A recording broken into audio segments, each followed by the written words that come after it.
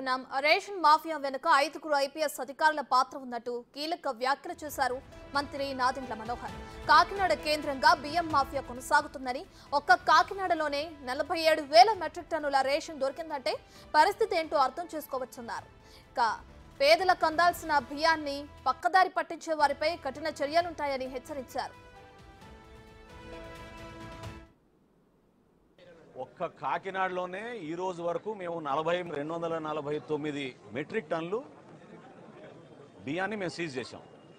దానిపైన సమగ్రమైన ఎంక్వైరీ జరుగుతోంది. స్థానికంగా ఉన్న కలెక్టర్ గారు, జాయింట్ కలెక్టర్ గారు, మా డిఎస్ఓ, డిఎం అందరూ కూడా ప్రతిరోజు దాడులు నిర్వహిస్తూనే ఉన్నారు. 43,000 మెట్రిక్ టన్నులు ఒక కాకినాడలోనే దొరికిందంటే ఏ విధంగా రాష్ట్ర వ్యాప్తంగా వీళ్ళు గ్రీన్ ఛానల్ మెయింటైన్ చేసుకుని ముందుకెళ్లారో మీ అందరికీ తెలుసు. ఇందులో ఆశ్చర్యకరమైన విషయం ఏంటంటే కొంతమంది ఐపీఎస్ అధికారులు, నాకున్న సమాచారం ఒక 5గురు ఐపీఎస్ అధికారులు కూడా దీంట్లో ఇన్వాల్వ్ అయ్యారు. సో ఖచ్చితంగా దీనిపైన సమగ్రమైన విచారణ జరిపిస్తాం. ఎవరైనా సరే దీనిపైన బాధ్యత తీసుకోవాల్సిన అవసరం ఉంటుంది. కాబట్టి నిజాయితీగా పనిచేసి పేదల కోసం అందించాల్సిన ధాన్యాన్ని, బియ్యాన్ని ఏ విధంగా వీళ్ళు కొల్లగొట్టారో దానిపైన ఖచ్చితంగా మేము యాక్షన్ తీసుకుంటాం. రైట్, ఇక ఏపీలో జరుగుతున్న రేషన్ మాఫియాకి సంబంధించి ఐపీఎస్ అధికారుల పాత్ర ఉందంటూ నాదెండ్ల మనోహర్ కీలక వ్యాఖ్యలు చేశారు. దీనికి సంబంధించి మరింత సమాచారాన్ని మా ప్రతినిధి శివ లైవ్ లో అందిస్తారు.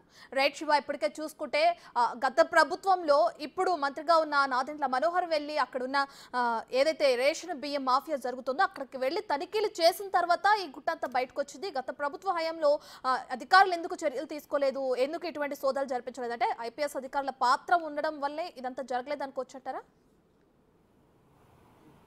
అంటే ఖచ్చితంగా రత్న, ఆంధ్రప్రదేశ్లో గత 5 సంవత్సరాల కాలంగా కూడా ఒక మాఫియా చెలరేగింది. రేషన్ బియ్యం మాఫియా రాష్ట్ర వ్యాప్తంగా కూడా కాకినాడ కేంద్రంగా, అలాగే తూర్పు పశ్చిమ గోదావరి జిల్లా కేంద్రంగా ఈ దందా అంతా కూడా కొనసాగింది. గతంలో అనేక సందర్భాల్లో కూడా రాష్ట్ర వ్యాప్తంగా దాడులు జరిగినా కానీ తూతూ మంత్రంగానే పట్టుకోవటం, వదిలేయటం, 41A అంటే రెవెన్యూ చట్టం ప్రకారం కూడా 41A చట్టం కింద కేసు పెట్టడం, ఎమ్మటే వదిలేయటం, తర్వాత బియ్యాన్ని కూడా ఆ సరైన ఆదరణ వదిలేసిన పరిస్థితి. కానీ ప్రస్తుతం కొత్తగా ఎన్డీఏ ప్రభుత్వం ఏర్పడిన తర్వాత ఆ శాఖ మంత్రి, పౌర సరఫరాల శాఖ మంత్రి నాదెండ్ల మనోహర్ రాష్ట్రంలో అనేక చోట్ల స్వయంగా పరిశీలించడంతో పాటుగా ముఖ్యంగా కాకినాడ కేంద్రంగా, ఏదైతే కాకినాడ పోర్టు కేంద్రంగా ఇక్కడి నుంచి విదేశాలకి రేషన్ బియ్యం రీసైక్లింగ్ కోసం తరలిపోతుందని చెప్పి గతంలో పవన్ కళ్యాణ్ స్వయంగా ఆరోపణ చేయటం, నాదెండ్ల మనోహర్ చాలాసార్లు దీనికి సంబంధించి కూడా అప్పటి ప్రభుత్వంపై వీరు ఆరోపణ కూడా చేశారు.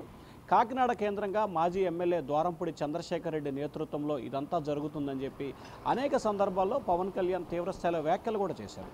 సో దానికి తగ్గట్టుగానే గత 10 రోజుల క్రితం కూడా మంత్రి నాదెండ్ల మనోహర్ కాకినాడలో 2 రోజుల పాటు స్వయంగా పరిశీలన చేయడంతో పాటు అసలు రేషన్ బియ్యం ఎక్కడి నుంచి వస్తుంది, ఎక్కడ నిల్వ ఉంచుతున్నారు, ఎక్కడికి వెళ్తుంది అనే దానికి సంబంధించి కూడా పూర్తి స్థాయిలో ఆయన కొంతమంది నిఘా వర్గాల ద్వారా పూర్తి స్థాయిలో డేటా సేకరించి దాదాపుగా 43,000 మెట్రిక్ టన్నుల రేషన్ బియ్యాన్ని అప్పుడే గుర్తించడం జరిగింది. ఈ బియ్యానికి సంబంధించి కూడా కొంతమంది ఇప్పటి ప్రతిపక్ష, అప్పటి అధికార పార్టీకి సంబంధించిన నేతలదిగా కూడా గుర్తించడం జరిగింది. వీటన్నిటికంటే కూడా ఒక్క కాకినాడలోనే ముఖ్యంగా చూసుకుంటే కనుక కాకినాడ నుంచే విదేశాలకి పోర్టు ద్వారా బియ్యం తరలిపోతున్నారనేది గత 3-4 సంవత్సరాలుగా నిత్యం చేస్తున్న ఆరోపణలకు సంబంధించి కొత్త ప్రభుత్వం సీరియస్గా కూడా దర్యాప్తు ప్రారంభించింది. ఆ దర్యాప్తులో భాగంగానే మనోహర్ స్వయంగా అక్కడికి వెళ్ళి పరిశీలించడం, బియ్యాన్ని పట్టుకోవడం కూడా జరిగింది.